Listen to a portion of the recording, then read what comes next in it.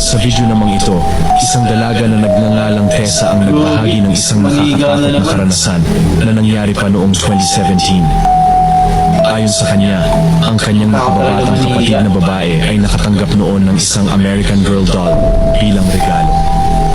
Ang manikang ito ay kahalintulad ng Build-A-Bear, kung saan maaaring i-customize ang itsura ayon sa gusto ng may-ari, mula sa buhok, mukha, hanggang sa damit.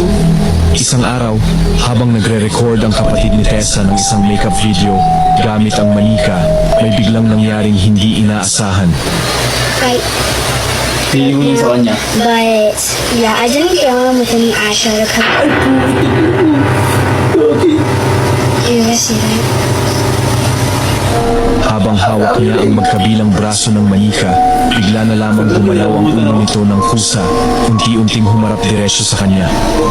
Sa sandaling iyon, nagtagpo ang kanilang mga mata, at doon na lamang nanigas sa takot ang dalaga. Walang humahawak sa ulo ng manika.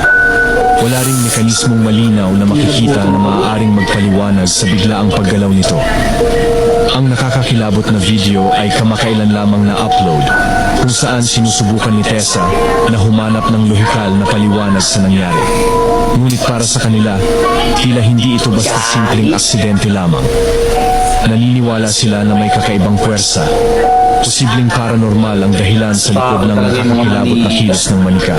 Ikaw, sa tingin mo ba ay may simpleng paliwanag ito? O isa na naman itong patunay na may mga bagay na hindi dapat ginagalaw? Bulto na agad yan. Comment down below.